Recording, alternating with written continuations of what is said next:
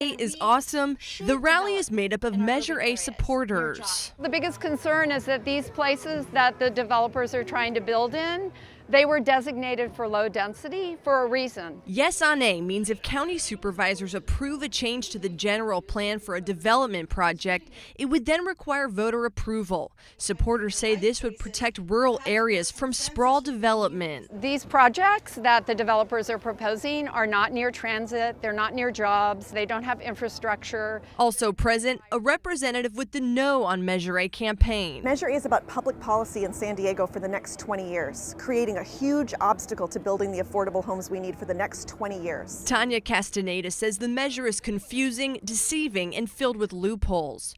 One loophole, she says, is that commercial development, like casinos, resorts, and hotels, wouldn't require voter approval. No on Measure A has a very broad coalition.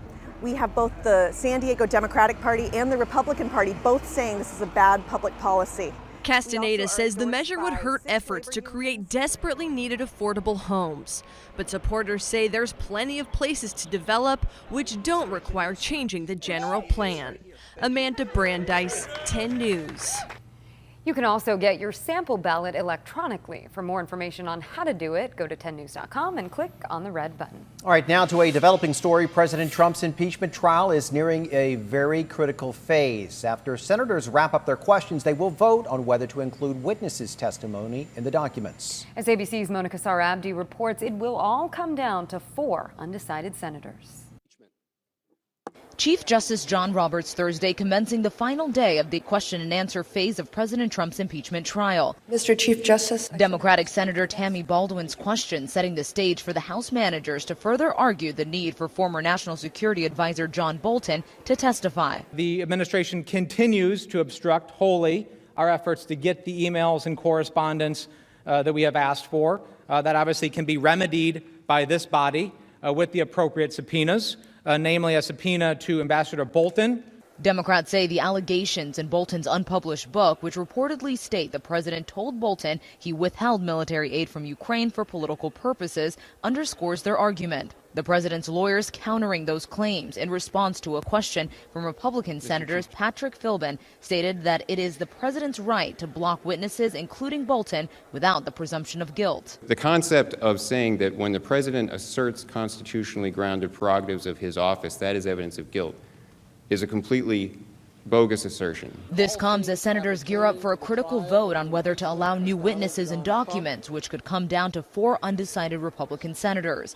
If witnesses are allowed, some Republicans have insisted Joe and Hunter Biden be among those called. The president's legal team now arguing Trump launched investigations into the 2 men for both national and personal interests. It's not campaign interference for credible information about wrongdoing to be brought to light, if it's credible information. What president is not going to think he has a credible reason to investigate his opponent? The head of the Federal Election Commission has previously said accepting foreign assistance in an election is a crime, and the FBI director says if a campaign receives an offer, they should contact his agency.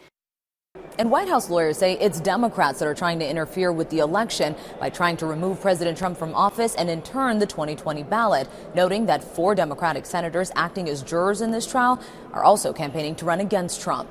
Monica Sarabdi, ABC News, Capitol Hill. The owner and president of the Lakers now making her first public comments on the death of Kobe Bryant. Jeannie Buss calling Bryant a part of her family who gave her inspiration and strength. The investigation into the helicopter crash is still moving forward. The foggy conditions the aircraft was in being scrutinized. The wreckage of that chopper was moved by the NTSB to Arizona today to be analyzed. In LA, the coroner has officially identified all 9 on board using fingerprints and DNA. Their cause of death is listed as blunt trauma. The Lakers play their first game since Bryant's death tomorrow. Probably makes it a little harder than an ordinary game with all the emotions. Vanessa Bryant took to Instagram yesterday with a tribute to her late husband and daughter. She also directed people to mambaon3.org for help for the 7 other victims of the crash.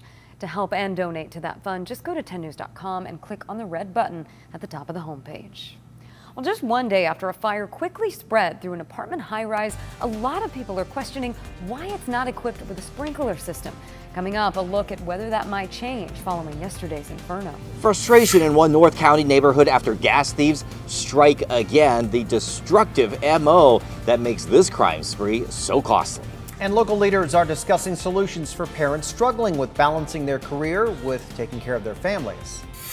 And our wind advisory has been extended through tomorrow afternoon. I'll show you how warm it's going to be before the weekend begins. We're back in 90 seconds. Just into the newsroom, firefighters made quick work of a brush fire that broke out in a homeless encampment in National City. It sparked in a riverbed along the 54 near Rio Drive. That's an area known for these types of fires. With the region bracing for strong Santa Ana winds, crews pounced all over this fire and kept it to under of a quarter of an acre. No one was hurt. An estimated 60% of San Diegans say that they cannot afford childcare. So today, local leaders met to come up with more solutions for working families. As 10 News reporter Cassie Carlisle explains, there are several obstacles to overcome. The findings centered around availability, affordability, and quality. And with this knowledge, they're hoping that changes in the workplace and policy will help the next generation. The first 5 years of a child's life are critical to their overall development. A study from last year showed parents across the country are paying nearly $10,000 in childcare a year. And a newer report just released this month centers around obstacles parents face. San Diego is the 13th most expensive city in the country to live in. About 70% of families require both parents to work, and childcare takes a huge chunk out of that budget. When you pile onto that the expense of childcare, which for an infant or toddler can be north of $17,000 per year, for a preschooler can be north of $11,000 a year, it just blows the top off of their budgets. The local YMCA Child Care Resource Service had recently told us some parents are quitting their jobs while others are switching their schedules to be with their kids. Leaders met at Symphony Towers to discuss what should happen next. Laura Cohn suggested help from both sides, rent for child care providers and benefits for employees like paid parental leave. The report and meeting was funded by a personal donation, saying this is crucial for the current workforce and for the next generation. Reporting on Harbor Island, Cassie Carlisle, 10 News. A new report has given the FDA a failing grade for its response to the vaping epidemic. The American Lung Association accuses the agency of not doing enough to protect kids from flavored tobacco products. The FDA did ban some flavors recently. Reports show as many as 27% of high schoolers admit to using those e-cigarettes last year. The American Lung Association says this shows the FDA has failed to oversee tobacco products. This 10 News Pinpoint Weather Report is sponsored by Anderson Plumbing, Heating and Air. Nobody wows clients like we do. It just keeps getting warmer outside. It does. And those winds picking up too at times. Yes, and both will continue. So it will continue to get warmer and the winds also will continue, but not for everyone. If you're near the coast, yesterday was really windy. Today, a lot better. And we're expecting those winds to be mostly localized to our inland communities and mountains. As we look from Coronado towards downtown San Diego, some high clouds are in place right now. And the temperature is dropping to 65 degrees with the wind pattern out of the west-northwest. That's along the immediate coastline. As we travel east, we do have some easterly winds. The temperatures right now around the county, upper 60s and closer to Poway, 65, 62 in Vista, and 58 degrees in Ramona. In Mountain Laguna, 46 degrees. So here's what the winds look like at the moment. They have been dying down, and even though our wind advisory was extended, it really hasn't been much of a problem through the afternoon. So hopefully we can be out of that threat zone very quickly. But again, wind advisory will continue through 4 p.m. If it does expire sooner, we'll make sure to let you know and send out an alert. As we look ahead, Santa Ana winds will persist through Saturday. That is going to allow temperatures to heat up. Also, an upper level ridge is setting up across the area. The winds will be diminishing by tomorrow afternoon. They're already doing much better, but the problem is going to be overnight. Cooling down on Sunday, with temperatures dropping to below average by next week. So what you see here in the upper levels of the atmosphere is actually the ridge of high pressure setting up and warmer weather taking over our area. Temperatures will average close to 20 degrees above the normal, and then we go to the other extreme as this cold air begins to sink and temperatures will drop close to 15 degrees below normal by Monday. And that in just a matter of a weekend. As we look ahead, tomorrow temperatures will stay close to 80 degrees in Spring Valley and Poway, 81. 76 in San Diego, upper 60s in Point Loma. In Lemon Grove, 79 degrees, but in the 80s for Santee and Rancho Bernardo, and then closer to Del Mar, up in the low 70s. 77 degrees for Encinitas and 81 in Escondido, and Valley Center also almost at 80 degrees. We should make it to 80 in Fallbrook. In Julian, 56 degrees for tomorrow, 70s in our deserts, and there is just sunny and nice, not too many problems. 76 degrees, or 78 degrees rather, in average on Friday at the coast. They go down on Saturday, and then we'll introduce some clouds in the afternoon. Sunday will be a transitional day. We're starting out clear, then adding clouds by the end of the day. At nighttime, a chance for a passing shower. That chance will continue into Monday. Temperatures dropping to 62 degrees in our inland communities, going from low 80s on Saturday to low 60s by Monday. So a pretty significant drop after a significant warm up. In the mountains, 62 Saturday, 40s for next week, with plenty of sunshine to go around. Expecting to see more clouds Sunday night and that slight chance for showers, but pretty impressive to see 80s this time of the year. Shorts on Saturday, parka on Monday. There you go. We got options. Maybe That's our not motto. Okay. Let's get a check on that traffic, see what it looks like. Here's Officer Tommy Strickland. How's it look, Tommy?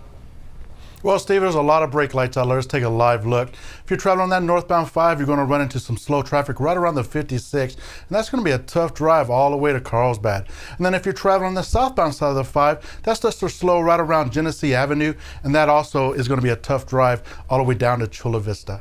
I'm Officer Tommy Strickland with your 10 News Time Saver Traffic.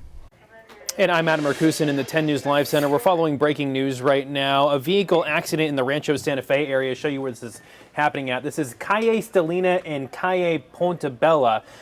We just had some video from Sky 10. Sky 10 was just overhead. If we can take a look at that. There it is right there. It's an overturned water tanker. It's flipped off of the side of the road. We know this happened around 4:30 this afternoon. You can see the road's a little wet right there. So this is a view from just a few minutes ago when Sky 10 was overhead. The fire engine pulling up. We've been told that an ambulance was en route to this scene, but at this point there's no indication of any injuries.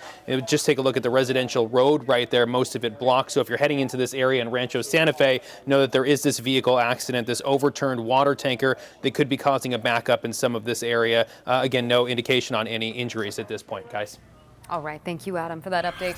The emoji list for 2020 is now complete, with 117 emojis making the final cut.